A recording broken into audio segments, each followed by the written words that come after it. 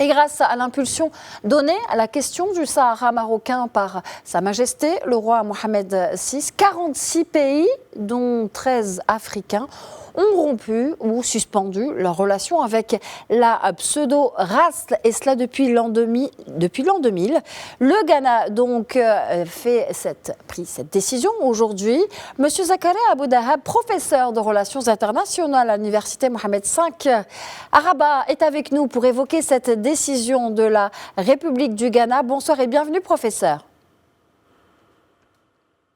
Bonsoir, chère Madame Nadia. Merci beaucoup.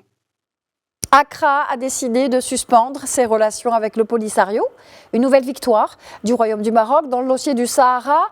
Une nouvelle percée diplomatique de Rabat également en Afrique anglophone. Quelle est votre première analyse suite à l'évolution de la position du Ghana en la matière?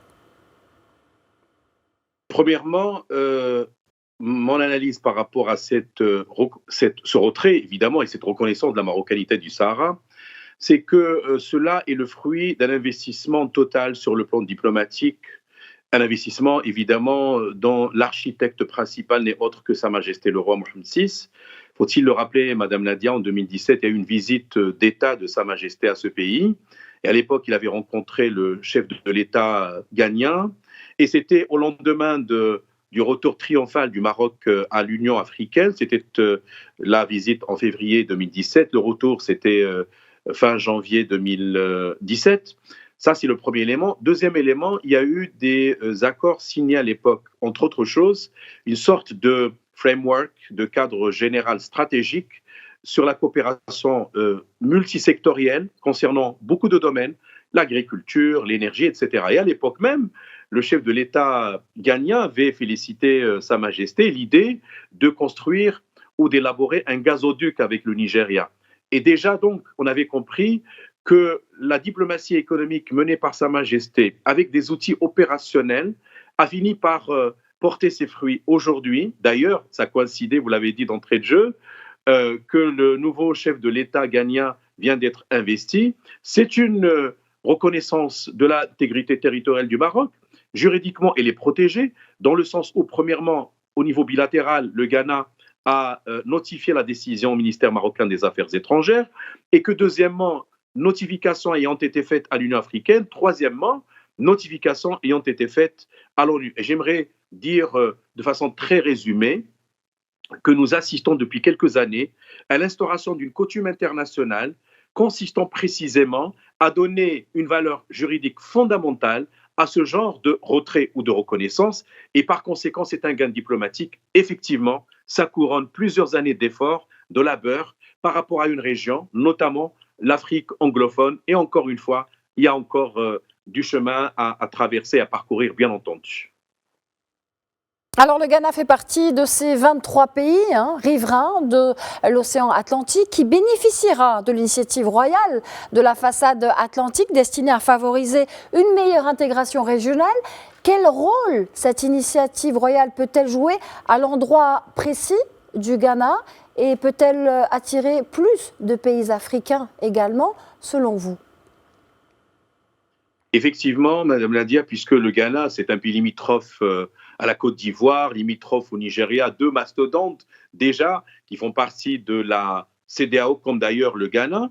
En même temps, ça se trouve dans le Ghana, évidemment, il se trouve dans une région extrêmement stratégique, c'est le golfe de Guinée. Le Ghana, c'est un pays qui est très riche, bien entendu, il faut le souligner, avec évidemment une projection sur l'Atlantique. Et c'est là où intervient, à point nommé, cette initiative très proactive de Sa Majesté.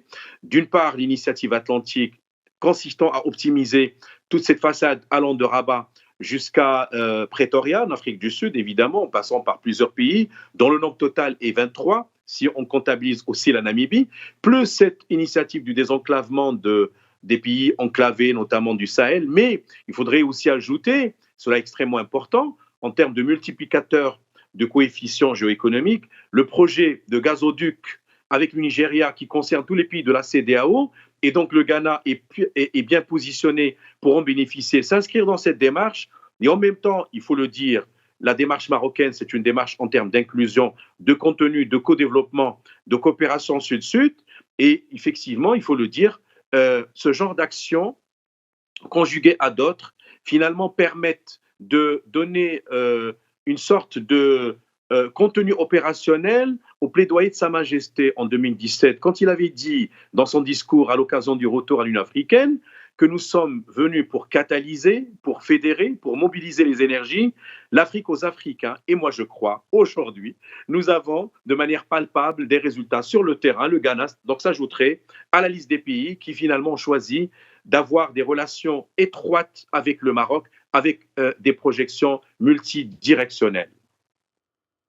Alors, vous venez de l'évoquer, professeur Zakaria Aboudahab, le Maroc est effectivement revenu dans sa famille africaine au sein de l'Union africaine le 31 janvier 2017. Est-ce que ce retour a facilité, selon vous, ce rapprochement entre le Royaume du Maroc et les pays africains et donné vigueur et force à sa stratégie d'influence sur le continent ? Absolument, Madame Nadia. Pourquoi? Parce que nous travaillons, et j'insiste parce que c'est au niveau du passé, mais un passé récent, Sa Majesté, dès 2000, avait donné une signification concrète à sa politique africaine qu'il a commencé à tracer et à conceptualiser à travers cette décision courageuse à l'époque. C'est à l'occasion d'un sommet entre l'Europe et l'Afrique. Au niveau de l'Égypte, c'était au Caire en 2000, avril précisément, quand il a annulé la dette des pays les moins avancés africains à l'égard du Maroc. Après plusieurs années, et avec cette diplomatie que j'appellerais conventionnelle et normative, avec du contenu, elle est pragmatique, mais en même temps, elle est intelligente dans le sens où elle est axée sur le terrain.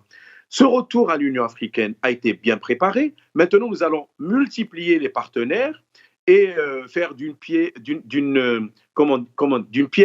plusieurs coups sur le plan diplomatique. J'aimerais insister sur ce point-là. On va se retrouver avec le Ghana dans les instances de l'Union africaine, que ce soit la conférence des chefs d'État et de gouvernement, le comité exécutif, que ce soit la commission de l'Union africaine, que ce soit le Conseil de paix et de sécurité, le Parlement panafricain, etc.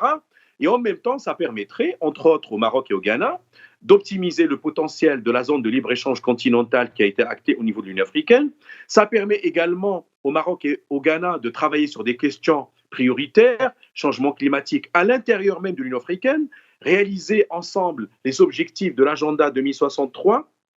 Et donc finalement, on passe du bilatéral au plurilatéral, au multilatéral. Et ça va permettre encore une fois au Maroc de gagner en termes de soutien à sa cause nationale numéro 1, mais évidemment de travailler ensemble. Si vous me permettez, Madame Nadia, rapidement, je rappellerai que Sa Majesté en 2024 avait adressé un message à l'occasion du 60e anniversaire de la création du Parlement.